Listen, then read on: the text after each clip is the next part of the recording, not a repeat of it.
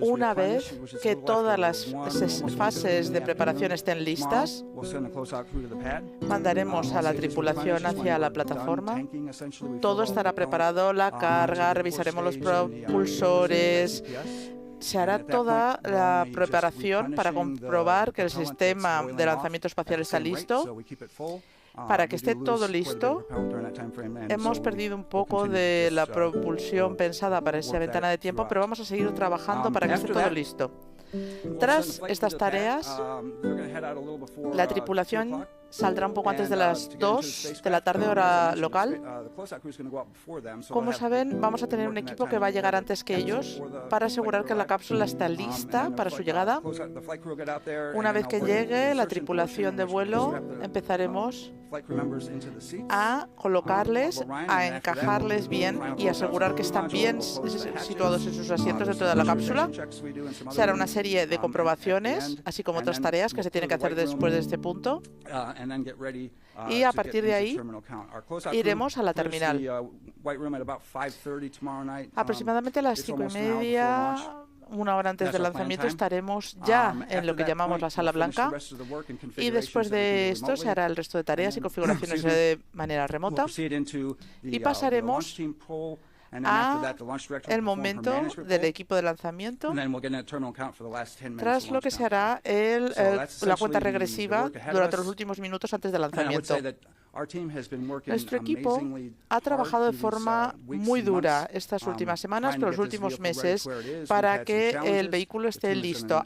Nos hemos enfrentado a retos. Ha sido muy complicado, pero nuestro equipo ha sido increíble gestionando cada una de las dificultades. Nos hemos enfrentado a distintos escenarios, pero hemos conseguido solventar todas las problemáticas hasta el día de hoy.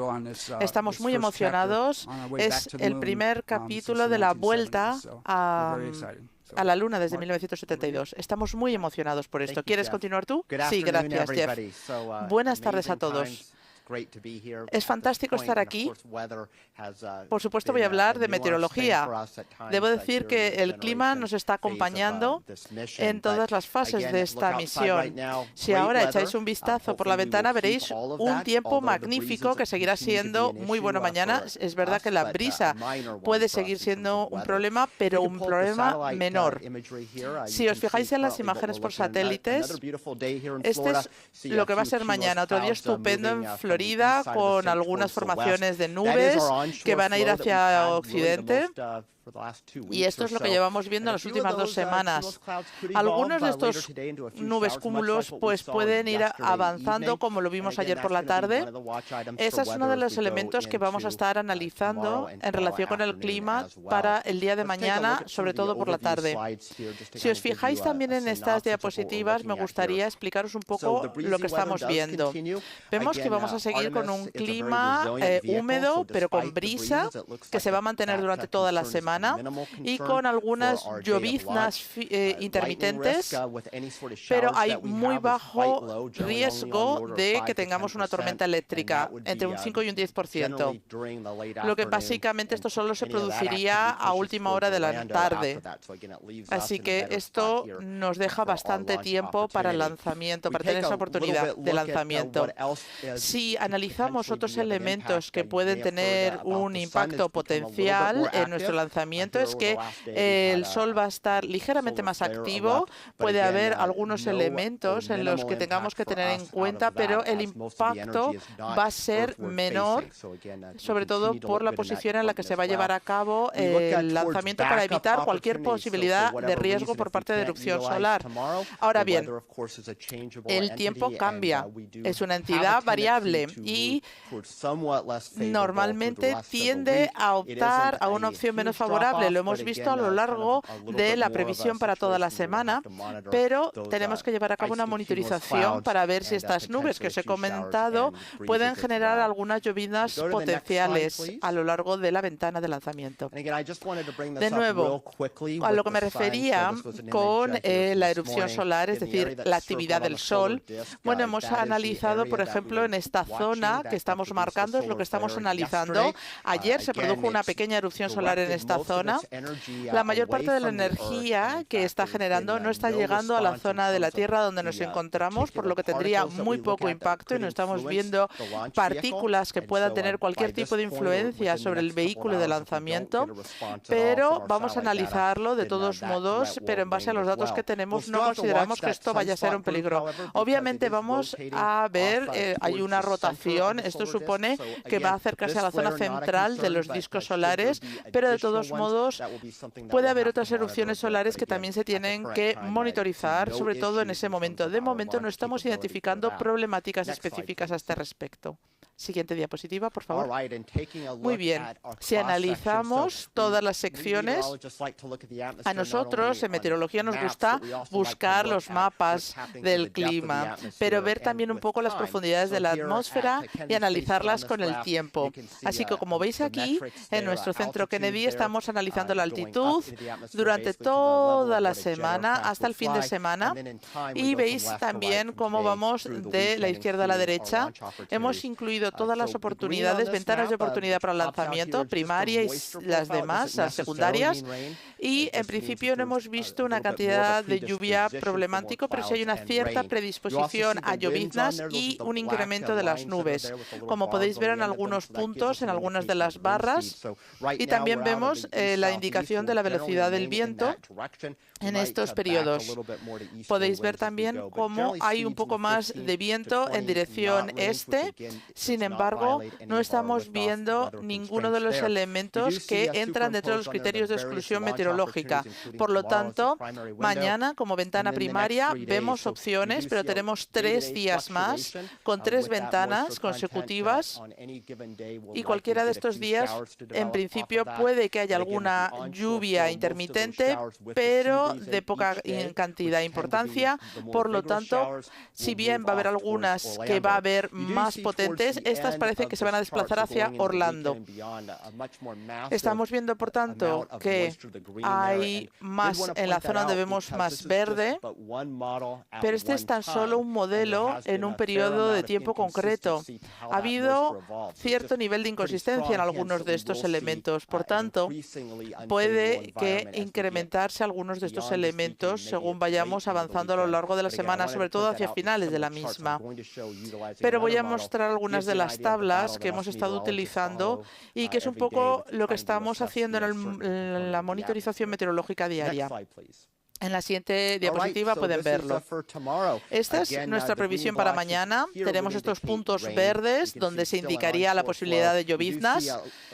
Vemos que hay un poco también de verde hacia el oeste de donde nos encontramos, sobre todo en las últimas horas de la jornada de mañana, pero más allá vemos que en la zona del Atlántico hay algunos otros focos verdes, más o menos parecido a la situación de ayer, con algunas lloviznas intermitentes. Es una posibilidad nuevamente para mañana por la tarde, a última hora de la misma.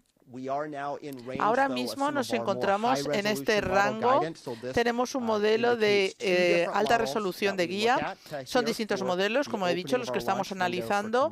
Y esto tiene que ver con el periodo en el que vamos a abrir nuestra ventana de lanzamiento para mañana. Vemos cómo hay algunos puntos con lluvias intermitentes cerca de la zona de la costa, pero nuestra zona está principalmente limpia. La mayor parte de la lluvia se concentra hacia el oeste. Las lluvias que puedan encontrarse van a moverse de este a oeste. Tenemos una ventana de hasta 2 horas para el lanzamiento en la que está bastante limpio y creo que podemos aprovechar este periodo antes de que lleguen las lluvias, eliminando, por tanto, el riesgo de aparato eléctrico durante ese periodo. Y en caso de aparecerse sería mínimo durante esa ventana. Así que si ponemos todas estas gráficas y tablas en cifras, lo que estamos viendo es que la probabilidad de que se produzca una violación de los límites meteorológicos, es decir, estos criterios de exclusión meteorológicos, ronda los el 20%. Estamos hablando, por tanto, de algunas lloviznas, también una posibilidad, pero menor, de aparataje de aparato eléctrico y, por tanto, las temperaturas van a ser bastante moderadas. Lo que principalmente nos preocupa es los vientos como peligro secundario, la posibilidad de erupciones solares, no una preocupación muy grande, pero es uno de los riesgos adicionales y principalmente los cúmulos de nubes. Entonces, en cuanto al siguiente día, que es el jueves 2 de abril, tenemos más o menos una previsión muy similar, si bien hay un poco más de verde que nos preocupa en la zona, así que sospecho que el intento del jueves podría tener un poco más de cuestión meteorológica a tener en cuenta en esta posibilidad de ventana de lanzamiento. Puesto que hay más nubes, hay que tener más en cuenta el viento. Y si ya pasamos al siguiente ventana de lanzamiento, que sería el viernes 3, nos encontramos con un patrón muy similar.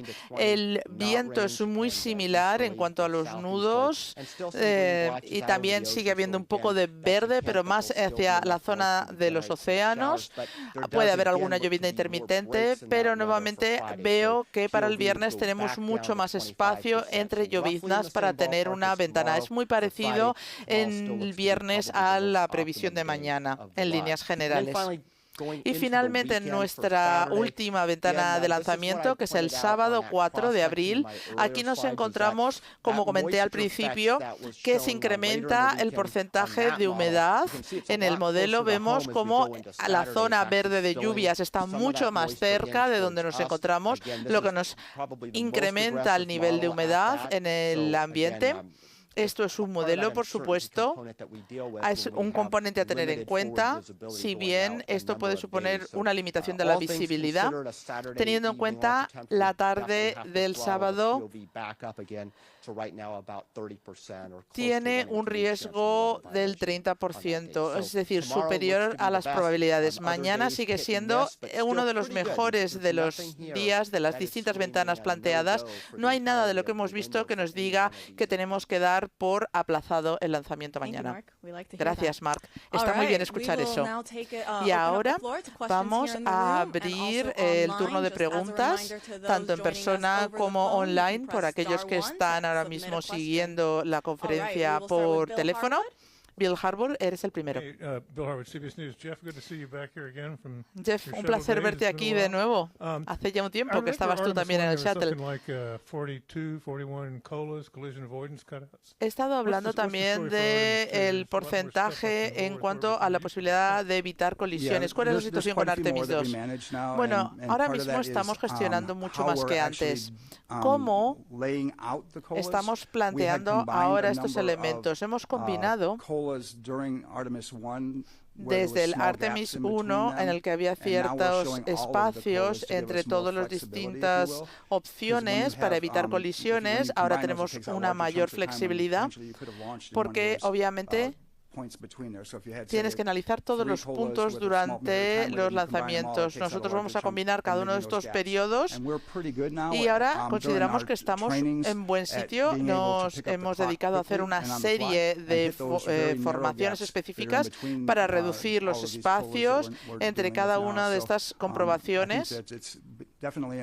Sin duda, nos interesa a todos que las cosas funcionen y que sigan así de bien.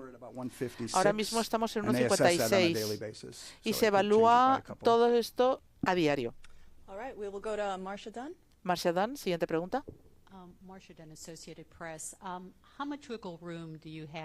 ¿Cuánto espacio les queda a nivel de margen para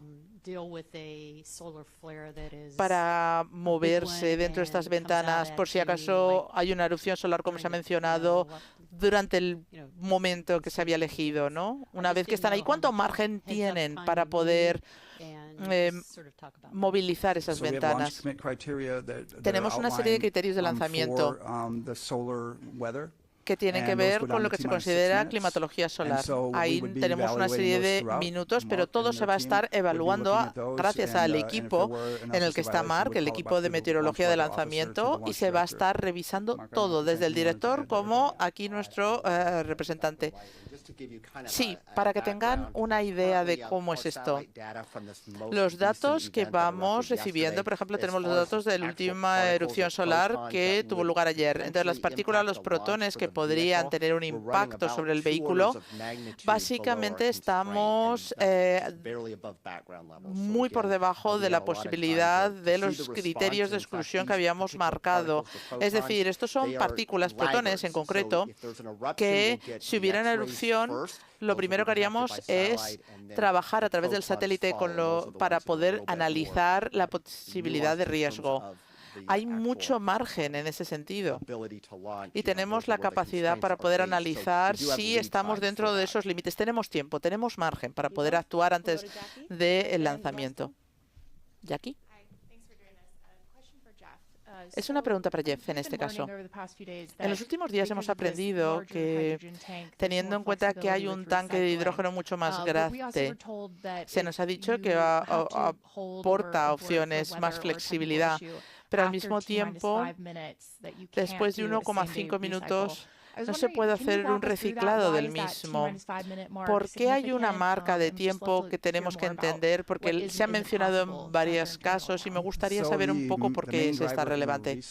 Bueno, cuando estamos hablando de reciclado, estamos hablando del tiempo. Este tipo de procesos lleva bastante tiempo, normalmente son 75 minutos. Si hemos conseguido reducir esto a 2 minutos, 2,30, pues esto es importante. Hemos llegado casi a los 6 minutos. Esto supone que los tanques se van trabajando y de esta manera se evitan riesgos. Pero las limitaciones de las que se han hablado sobre los 2 o 5 minutos no es una limitación al sentido que no se puedan hacer cosas, simplemente que nosotros vamos a hacer este proceso durante un tiempo. Obviamente tenemos, eso sí, una serie de valores de corte. Si después de 35 segundos no se ha empezado el proceso, tenemos que plantear el punto de corte. Soy Bert Dick. Con frecuencia comentan que hubo más de 40.000 personas trabajando en el programa Apolo y que se ha dedicado muchísimo dinero y fuerza humana al proyecto Artemis. Pero sé que ahora mismo todo el mundo está muy centrado en su trabajo. Pero ¿cómo se siente ese equipo, teniendo en cuenta que hay tanta gente? Bueno, con la gente con la que he tenido el placer de trabajar y con los que he podido hablar, todo el mundo está muy emocionado. Tenemos una mezcla de gente muy joven, así como gente con mucha experiencia, como yo mismo. Y puedo decir que todo el mundo entiende lo relevante que es esta misión, sobre todo la tripulación. Pero el equipo con el que he trabajado vienen aquí a diario. Gente que a veces se preocupa porque estamos trabajando durísimo para llegar a ciertos hitos, pero es gente a la que le encanta lo que hace y viene a este trabajo encantada y vienen por eso. Todos los días vienen porque quieren llegar a este lanzamiento. Creo que todo el mundo entiende muy bien la misión, que es volver a llevar al ser humano a la Luna, y lo vamos a conseguir. El hecho de que hemos cambiado la dirección, hemos intentado tener más ventanas de lanzamiento, todo el equipo entiende la misión. ¿Qué estamos haciendo? ¿Cómo vamos a llegar hasta ese objetivo? Hay muchísima emoción y hay mucha pasión por todo el equipo. Y os lo puedo asegurar, aquí en el Centro Kennedy, todos los que están aquí están emocionadísimos para conseguir que la misión funcione y que una vez que hayamos terminado con esta, empezaremos con la siguiente. Y yo lo estoy deseando, deseo que llegue mañana. Estamos todos emocionadísimos. También nos están llegando preguntas por el teléfono. Tenemos a Ken Chen del New York Times. Gracias. Esta es una pregunta para Mark. Ha hablado del 20%. Ese 20% de riesgo en el que se entraría en los criterios de exclusión, ¿es para todo el periodo que consideramos ventana de lanzamiento? Y si esto se llegara, ¿esperaríamos a la siguiente ventana? Excelente pregunta. Ese 20% que he mostrado se refiere a la probabilidad de que suceda algo que entre en esa violación. Esa violación de las condiciones puede durar unos minutos, una hora.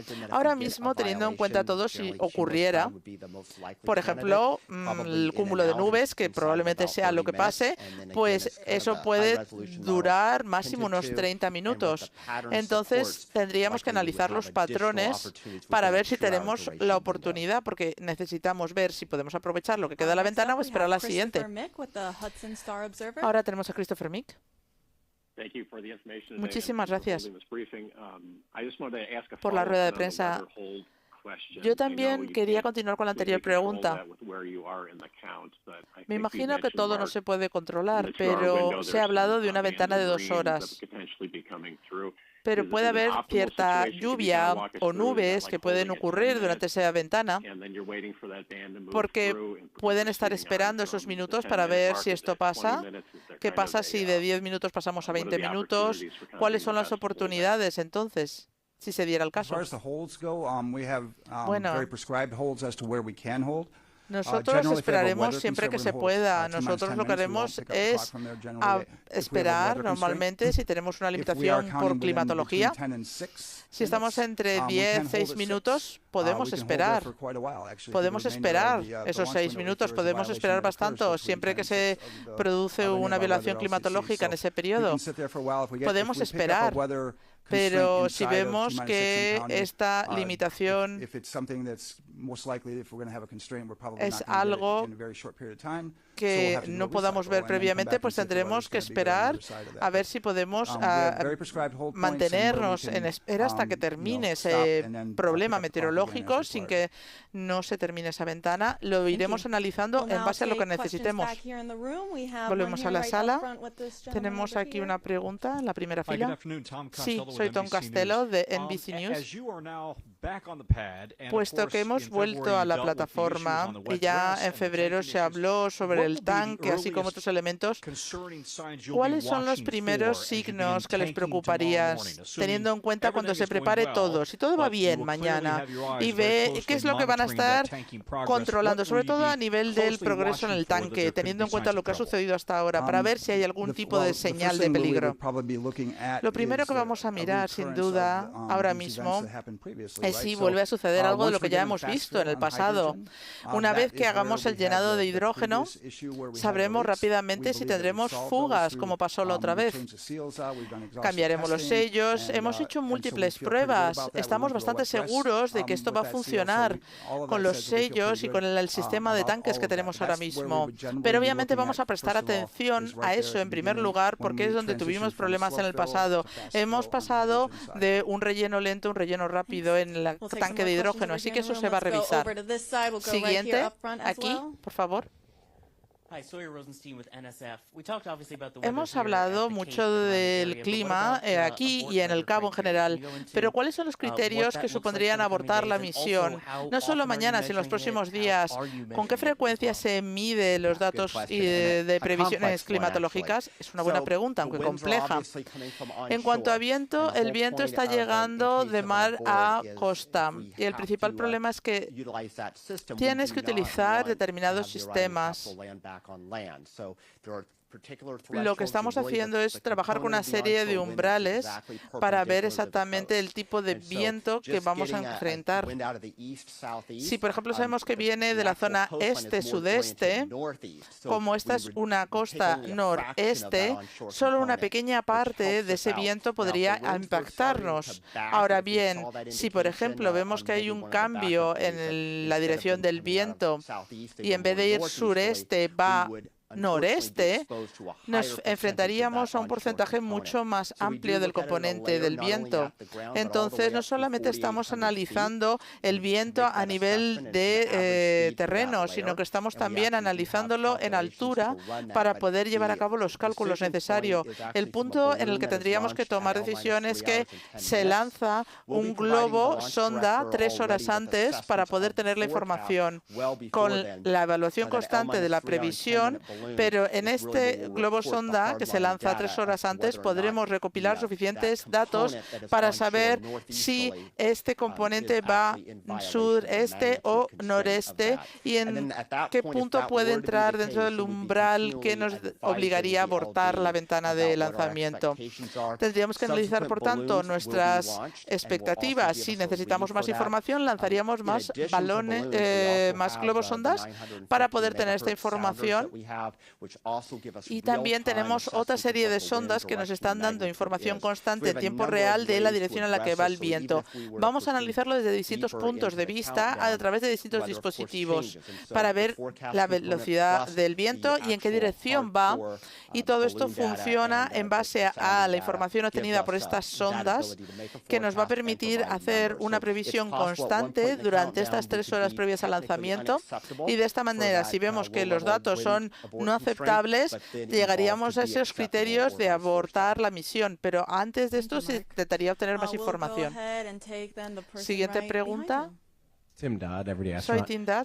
Can you give us a quick little refresher ¿Podrías on también if we do explicarnos go un through an entire poco launch window si se tomorrow, lleva a cabo toda la ventana de we might be lanzamiento holding for weather or mañana? whatever. Aunque We do estemos have a 24-hour esperando reset, saber qué a pasa, recycle luego capability tenemos for la capacidad de Thursday. reciclado Is that para recommended? poder And/or if that's not correct, tener la siguiente what is the ventana el return around look like? miércoles. And if we do burn Y up a si 24-hour recycle, no es what así then y are we at perdemos 48 hours ese then? That's the tiempo, time. Can you ya just no run me tenemos through las the 24 horas full para reset poder situation? preparar la carga del tanque. Tendríamos que esperar 48 horas. Bueno, en realidad, en este caso, sería el tiempo de reciclado de la carga del tanque. Tiene que ver si queremos hacer un segundo intento en la misma ventana. Pero tenemos 4 ventanas en 6 días. Y, por tanto, como se dijo ayer, nuestro método preferido es que vamos a ir trabajando a 48 horas, a 24 horas, y cada uno de estos en base a la situación de los tanques, a la situación meteorológica, cualquier elemento que nos digan.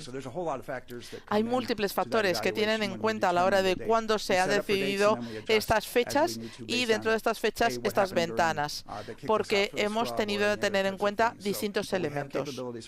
Pero tenemos la posibilidad de en 6 días hacer 4 intentos. Y necesitamos este periodo, por ejemplo, de 48 horas para poder preparar los tanques. Siguiente pregunta. Allí, en esa esquina. Soy Robert Plowman.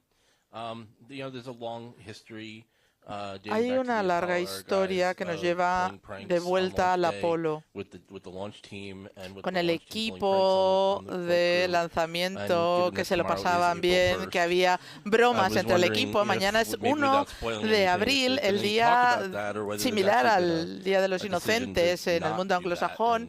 ¿Les ha dicho a la tripulación que no hagan bromas, que no es el día para hacerlas? Bueno, yo no era consciente de que hubiera bromas dentro de la tripulación o del equipo de lanzamiento. A mí no me han dicho nada. No sé si va a pasar. A mí no me ha dicho nadie nada y espero que la gente se centre en el lanzamiento mañana y no en otras cosas. Ese es el plan. Bueno, Can Kramer. O no, sino a ese caballero que está ahí. Hola, soy Jeff Dawson. Mark, si tuviéramos otra erupción solar o situación solar a tener en cuenta, ¿cuánto tiempo se necesita entre que se detecta hasta decir, adelante, seguimos o no, abortamos? Bueno, pues la previsión de solar hace que la previsión del tiempo en la Tierra sea fácil, porque el Sol es una entidad con un carácter propio, por decirlo así. Entonces, normalmente lo que hacemos es analizar los incrementos de actividad de los rayos solares, pero en el caso de las erupciones con protones, puede producirse entre unos minutos, horas, y nos podemos encontrar en que en muchos casos lo ves en tiempo real, porque hay un pequeño evento rápido que te avisa, pero en muchos otros casos, en esta situación, los picos tienen lugar de forma muy gradual. Vas viendo cómo se incrementan los niveles de protones y eso ya te avisa como precursor de lo que va a suceder. Pero ahora mismo lo que estamos es analizar los niveles y vemos que estamos viendo creo que para poder llegar a estos niveles que podrían llevarnos a decir abortamos misión, necesitaríamos unos niveles mucho más altos de los que estamos identificando. En cuanto a las predicciones que hemos estado viendo, estamos monitorizando todas las previsiones actuales y tenemos dentro del equipo gente que se está ocupando más de esto que yo, pero ahora mismo hay una posibilidad del 55% de que nos encontremos con una erupción en las próximas horas, que sería menor, por tanto no sería un problema, y hay un 10% de posibilidad de que tengamos otra de clase X, que esto es un poco como vamos a ver cómo se va a ir produciendo esto, pero obviamente esto no se va a dirigir necesariamente hacia la Tierra. En los próximos días, si se produjera otra erupción solar de ese punto solar que está en la zona central, ahí sí que nos podría plantear, vale, esto puede llegar más energía a la Tierra, pero ahora mismo no genera un problema porque tiene que llegar a un nivel mucho mayor al que estamos analizando. Siguiente pregunta. Muchísimas gracias por la rueda de prensa. Estas preguntas para Jeff. Me interesa muchísimo sobre la prueba que se ha hecho en los tanques de hidrógeno y cómo se sellan. ¿Cómo garantizan que se dé el mejor resultado para que no haya más fugas, sobre todo en el campo del hidrógeno? Bueno, pues ese era el objetivo de lo que se ha llevado a cabo. Y como hemos dicho, sí, cuando hemos trabajado en esta zona, se llevó a cabo una serie de pruebas de presurización, de fugas, durante todo este periodo en todo el sistema hasta llegar a la plataforma. Y cuando se ha probado ya el sistema en la propia plataforma, se ha probado todo el sistema de lanzamiento espacial, se ha probado los sistemas de hidrógeno, de oxígeno, se han analizado los distintos puntos para garantizar que no hay ningún tipo de humedad en las líneas o que si hay presentes son niveles muy bajos para que no se produzca ningún tipo de congelación del mismo que pueda generar un problema futuro. Entonces no esperamos que este tipo de problemas se den el día del lanzamiento. Gracias. Preguntas por teléfono. TJ Masquero de Epoch Times. Buenas tardes y gracias por permitirme plantear mi pregunta. Pregunta para Mark.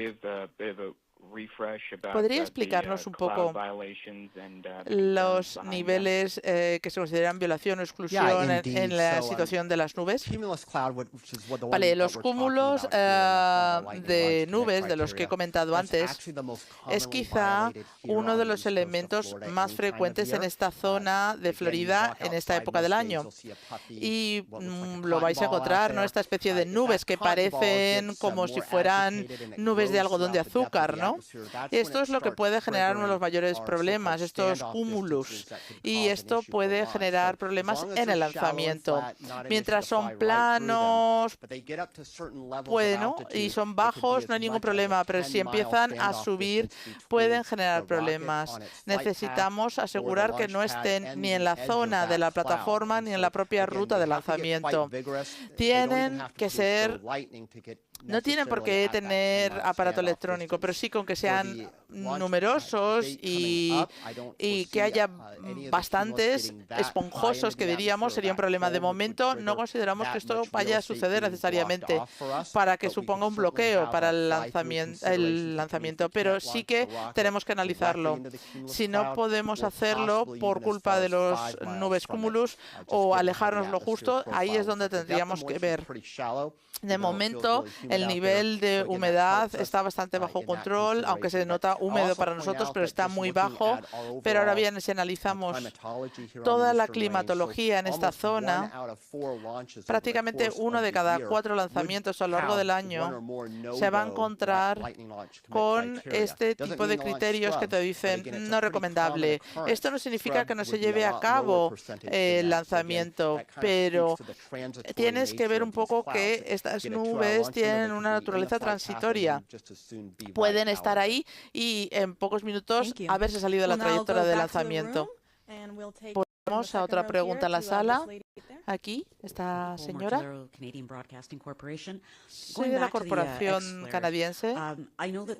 Si podemos hablar de nuevo de la erupción solar, sé que se va a llevar a cabo análisis en esta misión sobre la protección de la radiación. ¿Cómo funciona esta protección de la radiación? Y necesitan hacerlo, por ejemplo, el día después del lanzamiento. ¿Van a poder hacerlo suficientemente rápido para ello? Creo que le voy a dejar que sea Jeff el que responda. La tripulación, si lo necesitase, hacer una protección contra la radiación solar, tienen planes para poder hacerlo durante su misión. En cuanto en qué parte del vehículo van a ir para hacer esto, tienen espacio para poder moverse dentro del vehículo, que habrá una zona donde estén más protegidos de esta radiación. Hay una zona del vehículo que aporta una mayor protección de la radiación y además pueden llevar parte de ese equipamiento para proteger la zona de ventanas.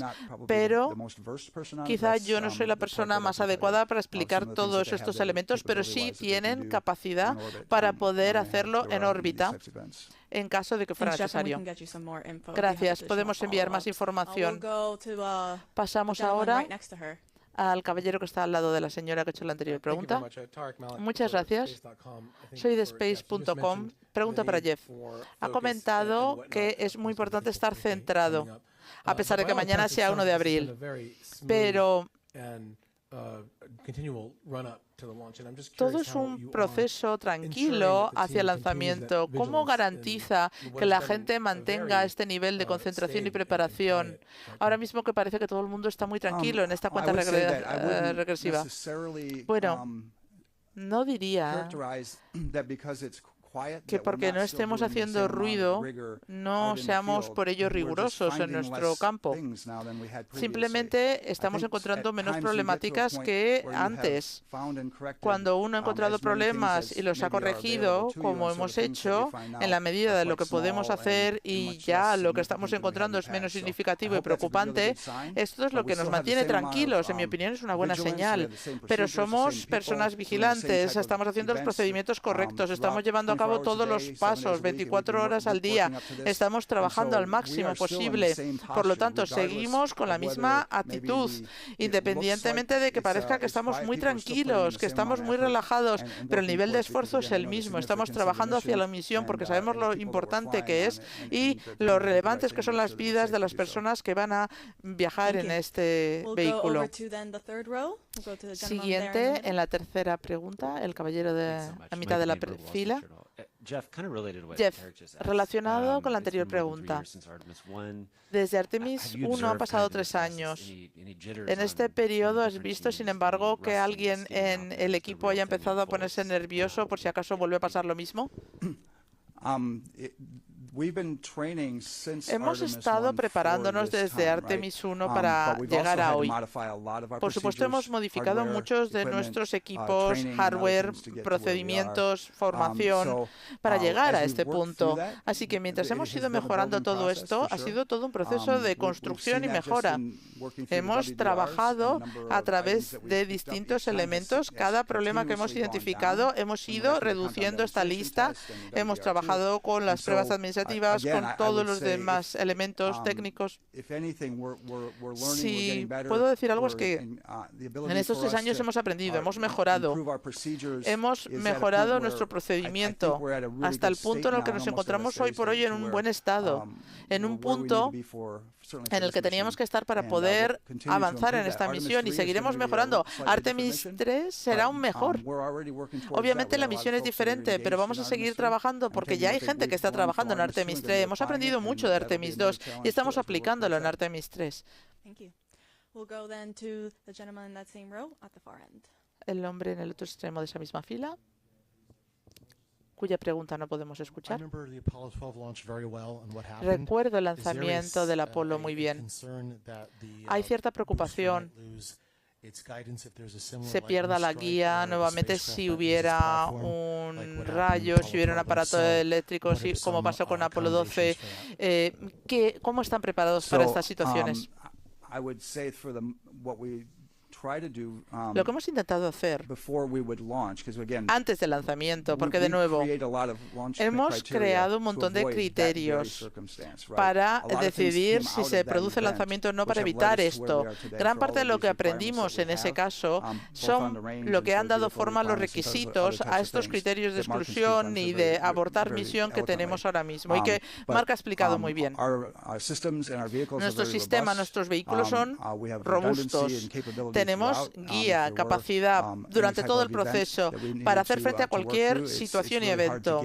Es muy difícil saber ahora con precisión qué nos vamos a encontrar, pero nuestros equipos están preparados para multiplicidad de eventos. Y obviamente hay otros elementos, una vez que hayan despegado, en el que tendremos que preocuparnos por la radiación, por las erupciones solares, por un millón de situaciones. Pero tenemos sistemas preparados, robustos, y hemos llevado a cabo pruebas de redundancia para poder asegurar que todo va a funcionar. Pero ¿quieres hablar un poco más sobre estos criterios? Bueno, no hay nada que comentar más, la verdad. Gracias a los dos. Bueno, la siguiente pregunta, al fondo de la sala. Nell Greenfield Boyce with NPR. This is for Jeff. Esta es una pregunta para Jeff. Ha participado en múltiples lanzamientos de shuttles, pero este puede llegar a la Luna. ¿Se nota diferente? Yo tengo la sensación de que es como, usted era un niño, ¿no? Durante el lanzamiento del Apolo. Cuando tenía 10 años se imaginaba que iba a mandar un cohete a la Luna. ¿Cómo se siente? Todas las cosas que tiene que comprobar y tal, pero más allá de eso, ¿piensa en esto? ¿Miran la Luna por la noche y piensan en lo que están haciendo? Voy a hablar de mi experiencia personal. Yo sí. Todos los días intento dar un paseo por la mañana y miro la Luna con frecuencia y pienso en esta misión y en las próximas misiones que haremos a continuación. Estoy muy emocionado.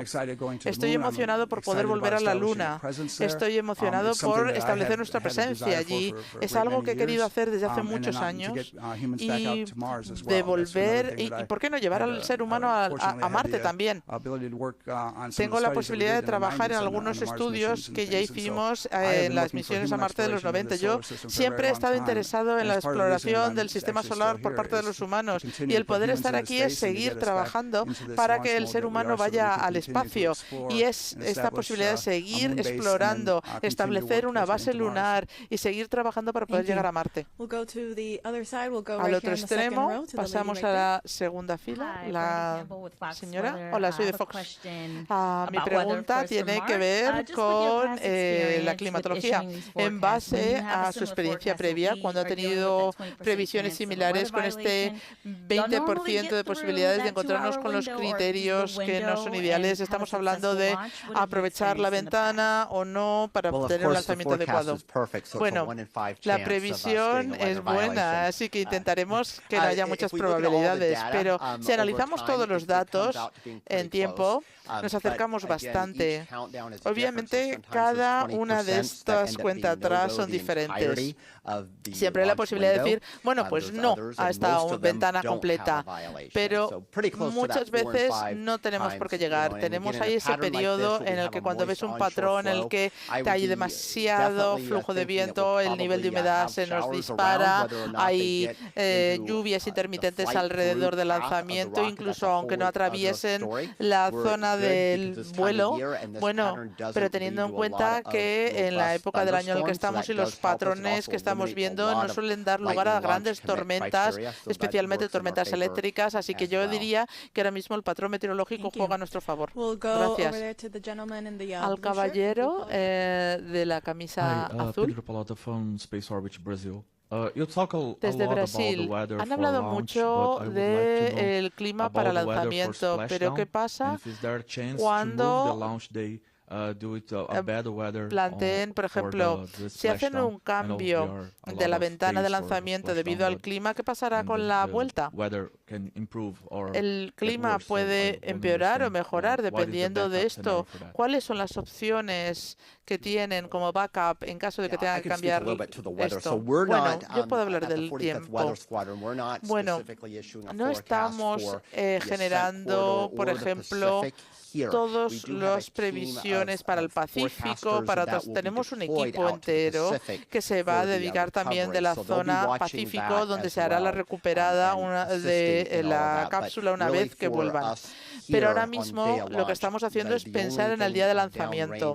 Entonces, lo único que estamos analizando nosotros aquí es el clima en esta zona y los criterios específicos para esto.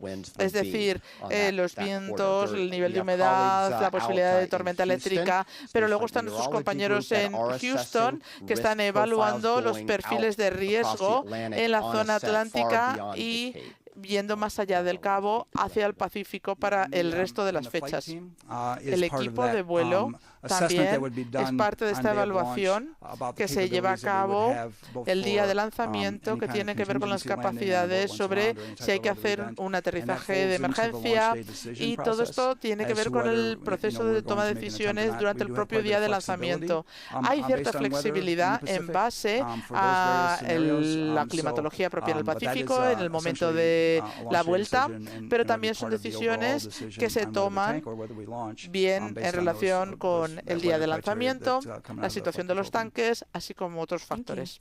Gracias. El caballero en el fondo. Stephen Clark. Sí. I am Stephen Clark with Ars Technica.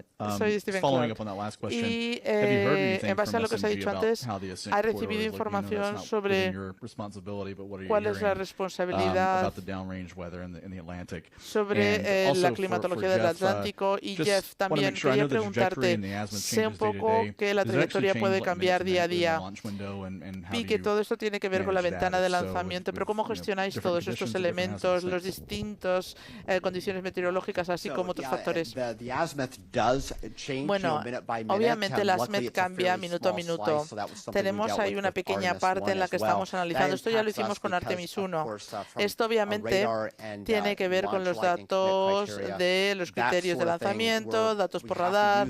Estos son una serie de trayectorias que nos permiten identificar si un cumulus puede convertirse en una amenaza o si puede ser un problema. Todo esto, ¿cuál era la primera parte de tu pregunta que me he perdido? What are you hearing from SMG about the ascent corridor? Sí, disculpa. Bueno, ahora mismo, en base a la previsión climatológica que tenemos, en línea general, es que todo puede proceder mañana sin problemas. El resto de los aspectos analizados es que si todo se mantiene en este periodo, hemos visto altas presiones en la zona del norte atlántico que juega a nuestro favor. Arada, en esa zona. ¿Hay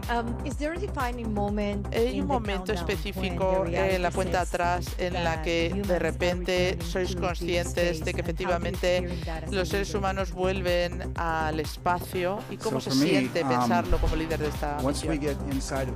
Una vez que queden 10 minutos y empecemos a contar atrás, ahí es donde empieza todo. En el equipo de lanzamiento, en ese punto, todos sabemos que la cosa va en serio. Y también sabemos que tenemos que estar preparados para hacer todo lo necesario para mantenerlo, para hacer aquello necesario. Pero sobre todo, para mí, empieza a ser necesario cuando estás a un minuto. A un minuto te sientes muy seguro de lo que vas a hacer. Y ahí es la primera vez que te planteas, bueno, lo vamos a conseguir. Siempre me estoy pensando qué puede pasar, qué puede no pasar, porque ahora mismo ese es mi momento, el decir, paramos ahora mismo el reloj. Eso es la situación, es una responsabilidad peligrosa, pero una vez que queda un minuto, ahí es donde realmente me doy cuenta de esto va a pasar hoy. Y mucha gente probablemente está pensando lo mismo, porque en ese momento es que puedes oír como cae un alfiler en el suelo del silencio que hay. Y a partir de ese punto, sí que es verdad que suele haber un poquillo más de ruido, ¿eh? Gracias. Bueno, pues volvemos a la pregunta de Kenneth Change, que pregunta desde el New York Times. Kenneth hung up at this time. Perdonad, Kenneth nos ha colgado. Bueno, pues nos queda una pregunta más en la sala. Your question yet, sir? Caballero, su pregunta. Quería saber si podría decirnos algo sobre cuando se cierre la cápsula, una vez que tengamos a los tripulantes dentro. ¿Se va a preparar todo esto esta noche, si no me equivoco? Tenemos dos opciones. Tenemos la tripulación y tendremos cuando estamos preparando todo para asegurar que está todo perfecto en la cápsula antes de llenado de los tanques, tendremos personal de la NASA dentro para trabajar con la configuración de la tripulación. Se analizarán distintos factores y en ese punto, con el propio equipo, lo que hacemos es, tenemos un miembro adicional que está de backup, por si acaso. Él estará también. Él va a ser una de estas dos personas. Tenemos un técnico de inserción también, que es responsable de, una vez que llegue la tripulación, llega a sus asientos, asegurarnos que están bien anclados, y una vez que está todo listo, si todo es correcto, salen de la cápsula. Esto suele tardar unos 30 minutos más o menos. Hacen un poco de tareas antes de que se les coloquen sus asientos, y esto está muy bien cuando lo puedes ver, la verdad. Está guay verlo. Creo que ya no quedan más preguntas en la sala. Bueno, pues en esto, digamos que concluiremos nuestra rueda de prensa por hoy. Muchísimas gracias por responder a todas nuestras preguntas. Gracias a todos los medios interesados por plantear preguntas. Artemis II tiene su primera ventana prevista para mañana. Vamos a tener la posibilidad de una ventana de lanzamiento de 2 horas. Pueden seguir. Vamos a tener una cobertura de la misión Artemis II que va a durar 24 horas. Pueden seguir nuestra web para poder verlo durante todo el proceso. Mucha suerte, Artemis II.